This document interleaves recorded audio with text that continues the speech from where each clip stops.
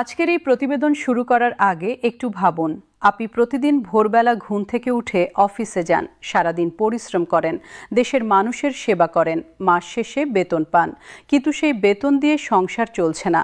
বাজারে গেলে দেখেন চালের দাম বেড়েছে, তেলের দাম বেড়েছে, সবজির দাম বেড়েছে, সন্তানের স্কুলের বেতন বাড়ছে, বাড়ি ভাড়া বাড়ছে, কিন্তু আপনার বেতন সেই একই জায়গায় আটকে আছে। এই যন্ত্রণা কেবল আপনি একা বুঝতে পারেন। দেশের লক্ষ লক্ষ সরকারি কর্মচারী প্রতিদিন এই যন্ত্রণা বুকে নিয়ে কাজ করছেন, কিন্তু আজ সেই দীর্ঘ যন্ত্রণার অবসান হওয়ার একটি সুযোগ তৈরি হয়েছে। কারণ আজ দেশের উচ্চ আদালত একটি ঐতিহাসিক পদক্ষেপ নিয়েছে, যা নবম জাতীয় পে স্কেল বাস্তবায়নের পথে একটি নির্ণায়ক বাঁক তৈরি করতে পারে। আদালত জাতীয় পে কমিশনকে একটি কঠোর নোটিশ জারি করেছে। সেই নোটিশে স্পষ্টভাবে বলা হয়েছে, আগামী মাত্র 2 কর্মদিবসের মধ্যে নতুন বেতন কাঠামো সংক্রান্ত চূড়ান্ত প্রতিবেদন আদালতে জমা দিতে হবে এবং যদি নির্ধারিত সময়ের মধ্যে প্রতিবেদন জমা না পড়ে, তাহলে পে কমিশনের দায়িত্বপ্রাপ্ত কর্মকর্তাদের বিরুদ্ধে আদালত অবমাননার মামলায় কঠোর আইনগত ব্যবস্থা নেওয়া হবে। এই নোটিশের খবর ছড়িয়ে পড়ার সঙ্গে সঙ্গে সারা দেশে সরকারি কর্মচারীদের মধ্যে যে আনন্দ এবং উত্তেজনার ঢেউ উঠেছে তা ভাষায় প্রকাশ করা কঠিন। অনেকে বলছেন, এতদিনে মনে হচ্ছে কেউ আমাদের কথা শুনল। অনেকে বলছেন, এটা যেন অন্ধকারের মধ্যে একটি আলোর রেখা দেখা দিল। কিন্তু এই আলোর রেখা কিভাবে তৈরি হলো সেই গল্পটা জানা দরকার, কারণ এই পরিস্থিতি হঠাৎ তৈরি হয়নি। এটা একটি দীর্ঘ যাত্রার পরিণতি, একটি দীর্ঘ সংগ্রামের ফসল। সেই গল্পটা আজকের প্রতিবেদনে আমরা বিস্তারিতভাবে আলোচনা করব। বাংলাদেশের সরকারি কর্মচারীদের বেতন কাঠামোর ইতিহাস বেশ পুরনো। স্বাধীনতার পর থেকে এ পর্যন্ত মোট 8টি জাতীয় পে স্কেল ঘোষণা করা হয়েছে। প্রতিটি পে স্কেল তার সময়ের প্রেক্ষাপটে কর্মচারীদের জীবনমানের উন্নতিতে একটি ভূমিকা রেখেছে।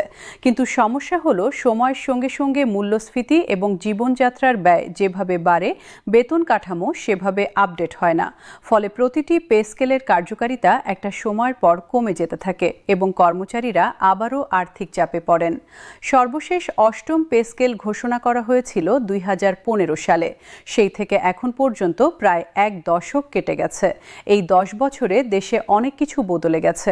ডলারের বিপরীতে টাকার মান কমেছে, আমদানি পণ্যের দাম বেড়েছে, দেশীয় উৎপাদন খরচ বেড়েছে, জ্বালানি তেলের দাম বেড়েছে, বিদ্যুতের বিল বেড়েছে, গ্যাসের দাম বেড়েছে।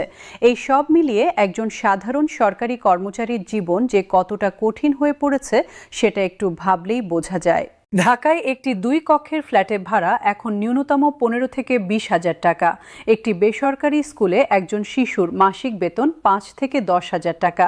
মাসে একটি পরিবারের খাবারের খরচ কম করে হলেও 15 থেকে 20 হাজার টাকা। এর সঙ্গে যোগ করুন যাতায়াত খরচ, চিকিৎসা খরচ, পোশাক, বিনোদন এবং সঞ্চয়। মোট হিসাব করলে একটি মধ্যবিত্ত পরিবারের মাসিক ব্যয় 50 থেকে 7 হাজার টাকার কম নয়। কিন্তু একজন নিম্ন বা মধ্যম গ্রেডের সরকারি কর্মচারী এই পরিমাণ বেতন পান না। ফলে তারা প্রতি মাসে ঘাটতির মধ্যে থাকেন, ধার করেন, সঞ্চয় ভাঙেন এবং কোনো মাসে কোনো খরচ বাদ দিতে বাধ্য হন। এই অবস্থায় তাদের মানসিক স্বাস্থ্য, কর্মস্পৃহা এবং পেশাদারিত্বের উপর যে নেতিবাচক প্রভাব পড়ে, সেটা পুরো প্রশাসনিক ব্যবস্থার জন্যই ক্ষতিকর। এই কঠিন বাস্তবতার কথা মাথায় রেখেই বিভিন্ন কর্মচারী সংগঠন বছরের পর বছর ধরে নতুন পে স্কেলের দাবি জানিয়ে আসছিল। তাদের যুক্তি ছিল সহজ এবং স্পষ্ট। তারা বলছিলেন, আমরা অতিরিক্ত কিছু চাই না, শুধু চাই মূল্যস্ফীতির সঙ্গে সামঞ্জস্যপূর্ণ একটি বেতন, যে বেতন দিয়ে একটি পরিবার সম্মানজনকভাবে জীবনযাপন করতে পারে, সন্তানকে পড়াতে পারে, অসুস্থ হলে চিকিৎসা করাতে পারে, মাস শেষে কিছুটা সঞ্চয় করতে পারে। এটাই ছিল তাদের দাবি। এই দাবি পূরণ করার জন্য সরকার জাতীয় পে কমিশন গঠন করে। কমিশন গঠিত হলো, কাজ শুরু হলো, কিন্তু মাস গেল, 6 মাস গেল, চূড়ান্ত প্রতিবেদন এলো না। এই দেরির পেছনে কি কারণ ছিল সেটা নিয়ে অনেক আলোচনা হয়েছে। কেউ বলছেন রাজনৈতিক অস্থিরতা, কেউ বলছেন অর্থনৈতিক সংকট, কেউ বলছেন বিভিন্ন মহলের মধ্যে মতভেদ, কেউ বলছেন আমলাতান্ত্রিক জটিলতা। কিন্তু যে কারণেই হোক, ফলাফল ছিল একটাই, কর্মচারীরা তাদের প্রতীক্ষিত পে স্কেল পাচ্ছিলেন না। এই পরিস্থিতি যখন অসহনীয় হয়ে উঠল, তখন বিষয়টি আদালতে গেল। একটি রিট পিটিশনের মাধ্যমে উচ্চ আদালতের দৃষ্টি আকর্ষণ করা হলো। আদালত বিষয়টি শুনল, বিবেচনা করল এবং আজ একটি কঠোর নির্দেশনা দিল। আদালতের দৃষ্টিভঙ্গি ছিল স্পষ্ট। আদালত মনে করেছে একজন সরকারি কর্মচারী রাষ্ট্রের সঙ্গে একটি চুক্তিতে আছেন। সেই চুক্তি অনুযায়ী তিনি তার শ্রম ও সেবা দেবেন, রাষ্ট্র তাকে ন্যায্য পারিশ্রমিক দেবে। যখন রাষ্ট্র তার এই চুক্তিগত বাধ্যবাধকতা পালনে ব্যর্থ হয়, তখন সেটা শুধু একটি প্রশাসনিক ব্যর্থতা নয়, এটা একটি সাংবিধানিক লঙ্ঘন। বাংলাদেশের সংবিধান প্রতিটি নাগরিকের কাজের ন্যায্য মূল্য পাওয়ার অধিকার নিশ্চিত করে। সেই অধিকার যখন লঙ্ঘিত হয়, তখন বিচার বিভাগের হস্তক্ষেপ করা শুধু ক্ষমতার মধ্যে নয়, দায়িত্বের মধ্যেও পড়ে। এই বিবেচনায় আদালত পে কমিশনকে কঠোর নোটিশ জারি করেছে এবং 2 কর্মদিবসের মধ্যে প্রতিবেদন জমা দেওয়ার নির্দেশ দিয়েছে। আদালত আরও স্পষ্ট করে বলেছে যে এই নির্দেশ অমান্য করা হলে আদালত অবমাননার মামলা হবে এবং সংশ্লিষ্ট কর্মকর্তারা জরিমানা ও কারাদণ্ডের মুখে পড়তে পারেন। এই নির্দেশনার প্রভাব পড়েছে তাৎক্ষণিকভাবে। পে কমিশনের দপ্তরে এখন যুদ্ধকালীন পরিস্থিতি। নোটিশ পাওয়ার পরপরই চেয়ারম্যান এবং সকল সদস্যকে নিয়ে জরুরি বৈঠক ডাকা হয়েছে। কমিশনের প্রতিটি বিভাগ এখন পূর্ণ গতিতে কাজ করছে। যে কাজ মাসের পর মাস ঝুলে ছিল, সেটা এখন 48 ঘন্টার মধ্যে শেষ করতে হবে। ছুটি নেই, বিরতি নেই, রাত দিন একাকার হয়ে গেছে, কারণ আদালতের নির্দেশ অমান্য করার সাহস বা সুযোগ কারো নেই। কমিশনকে এই 48 ঘন্টায় অনেকগুলো জটিল কাজ সম্পন্ন করতে হবে। প্রথম কাজ হলো গ্রেড কাঠামো চূড়ান্ত করা। বিদ্যমান 2টি গ্রেড থাকবে কিনা নাকি সংখ্যা পরিবর্তন হবে, সেটা ঠিক করতে হবে। দ্বিতীয় কাজ হলো প্রতিটি গ্রেডের সর্বনিম্ন ও সর্বোচ্চ বেতন নির্ধারণ। এই নির্ধারণের সময় মূল্যস্ফীতির তথ্য, জীবনযাত্রার সূচক, বিভিন্ন দেশের তুলনামূলক বেতন কাঠামো এবং দেশের সামগ্রিক অর্থনৈতিক পরিস্থিতি বিবেচনায় নিতে হবে। তৃতীয় কাজ হলো বিভিন্ন ভাতার নতুন হার নির্ধারণ। বাড়ি ভাড়া ভাতা, চিকিৎসা ভাতা, যাতায়াত ভাতা, উৎসব ভাতা, শিক্ষা ভাতা প্রতিটির জন্য আলাদা করে হিসাব করতে হবে। চতুর্থ কাজ হলো বার্ষিক ইনক্রিমেন্টের হার নির্ধারণ। পঞ্চম এবং সবচেয়ে জটিল কাজ হলো পুরো কাঠামোটির আর্থিক প্রভাব হিসাব করা এবং সরকারের বাজেট সক্ষমতার সঙ্গে মিলিয়ে একটি বাস্তবায়নযোগ্য প্রস্তাব তৈরি করা। এইসব কাজ মাত্র 2 দিনে করা অসম্ভব বলে অনেকে মনে করছেন, কিন্তু অনেক বিশ্লেষক ভিন্ন মত পোষণ করছেন। তারা বলছেন পে কমিশন আসলে গত 6 মাস ধরে এই কাজগুলোই করে এসেছে। প্রতিটি বিষয় নিয়ে বিস্তারিত আলোচনা হয়েছে, তথ্য সংগ্রহ করা হয়েছে, বিশ্লেষণ করা হয়েছে এবং একটি খসড়া প্রতিবেদন তৈরি হয়ে গেছে। শুধু সেটা চূড়ান্ত করে জমা দেওয়াটাই বাকি ছিল, আর সেই কাজটাই নানা কারণে আটকে ছিল। এখন আদালতের চাপে সেই বাধা দূর হয়েছে এবং 48 ঘন্টার মধ্যে প্রতিবেদন জমা দেওয়া সম্ভব হওয়া উচিত। দেশের বিভিন্ন প্রান্ত থেকে সরকারি কর্মচারীরা তাদের প্রতিক্রিয়া জানাচ্ছেন। ময়মনসিংহের একজন উপজেলা কৃষি কর্মকর্তা বলেছেন, আমি প্রতিদিন মাঠে যাই, কৃষকদের পরামর্শ দিই, তাদের সমস্যার সমাধান করতে চেষ্টা করি, কিন্তু বাড়ি ফিরে নিজের সংসারের কথা মনে পড়লে মন খারাপ হয়ে যায়। মাস শেষে যা বেতন পাই তা দিয়ে ঠিকমতো সংসার চালানো যায় না। নতুন পে স্কেলের খবর শুনে মনটা একটু হালকা হলো। রংপুরের একজন সরকারি হাসপাতালের ওয়ার্ড মাস্টার বলেছেন, রাত 3টায়ও ডাক পড়লে যাই, ছুটির দিনেও কাজ করি, কিন্তু মাস শেষে যা পাই তা দিয়ে সংসার চলে না। বাড়ি ভাড়া দিতে গিয়ে বাকি পড়ে যায়। আজকের খবর শুনে একটু আশার আলো দেখলাম।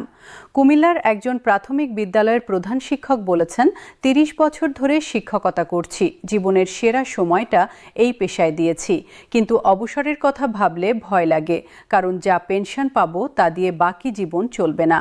নতুন পে স্কেলে যদি সত্যিই উল্লেখযোগ্য বৃদ্ধি হয়, তাহলে অন্তত পেনশনও একটু বাড়বে।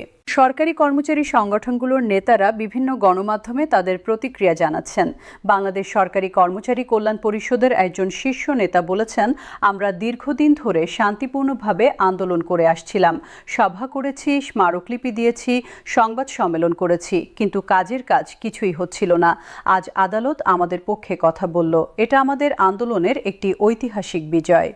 আরেকটি সংগঠনের নেতা বলেছেন, আমরা চাই না যে কোনো কর্মকর্তাকে আদালত অবমাননা অবমাননার মামলায় পড়তে হোক। আমরা চাই পে কমিশন আদালতের নির্দেশ মেনে দ্রুত প্রতিবেদন জমা দিক এবং সরকার তা দ্রুত বাস্তবায়ন করুক। এই পরিস্থিতি নিয়ে দেশের বিভিন্ন গণমাধ্যমে বিস্তারিত আলোচনা হচ্ছে। টেলিভিশনের টক শোতে বিশেষজ্ঞরা এই বিষয়ে তাদের মতামত দিচ্ছেন। একজন বিশিষ্ট আইনজীবী বলেছেন, আদালতের এই পদক্ষেপ বাংলাদেশের সাংবিধানিক আইনের ইতিহাসে একটি গুরুত্বপূর্ণ নজির হয়ে থাকবে। এটা প্রমাণ করল যে রাষ্ট্রের কর্মচারীদের অধিকার শুধু কাগজে কলমে নেই, বিচার বিভাগ সেটা বাস্তবে প্রয়োগ করতে পারে। একজন বিশিষ্ট অর্থনীতিবিদ বলেছেন, নতুন পে স্কেল একটি অর্থনৈতিক প্রয়োজনীয়তা। কর্মচারীদের ক্রয় ক্ষমতা বাড়লে দেশের অভ্যন্তরীণ বাজার সক্রিয় হবে। এটা শুধু কর্মচারীদের জন্য নয়, পুরো অর্থনীতির জন্য ভালো। একজন বিশিষ্ট প্রশাসনিক বিশ্লেষক বলেছেন, এই ঘটনা প্রমাণ করল যে আমাদের প্রশাসনিক সংস্কৃতিতে পরিবর্তন আনা জরুরি। সময়মতো সিদ্ধান্ত নেওয়া, দায়িত্বশীলতার পরিচয় দেওয়া, এই গুণগুলো আমাদের প্রশাসনে আরও শক্তিশালী করতে হবে। নতুন পে স্কেলে সুনির্দিষ্টভাবে কি থাকতে পারে সেটা নিয়ে নানা আলোচনা হচ্ছে। বিভিন্ন সূত্র থেকে যে তথ্য পাওয়া যাচ্ছে তা থেকে কিছু সম্ভাব্য ধারণা করা যাচ্ছে। সর্বনিম্ন গ্রেড অর্থাৎ 20তম গ্রেডের কর্মচারীদের মূল বেতন বর্তমান 8,250 টাকা থেকে উল্লেখযোগ্যভাবে বৃদ্ধি পেতে পারে। অনেক বিশেষজ্ঞ মনে করছেন সর্বনিম্ন বেতন অন্তত দ্বিগুণ হওয়া উচিত। বাড়ি ভাড়া ভাতা বর্তমানে মূল বেতনের 45% থেকে বাড়িয়ে 60 থেকে 70% করা হতে পারে। চিকিৎসা ভাতা বর্তমান 105 টাকা থেকে বাড়িয়ে অনেক বেশি করা হতে পারে। যাতায়াত ভাতাও উল্লেখযোগ্যভাবে বাড়ানো হতে পারে। তবে এটা মনে রাখতে হবে, এই সব তথ্য অনুমান ভিত্তিক। চূড়ান্ত সংখ্যা পে কমিশনের প্রতিবেদন এবং সরকারের ঘোষণার আগে জানা সম্ভব নয়।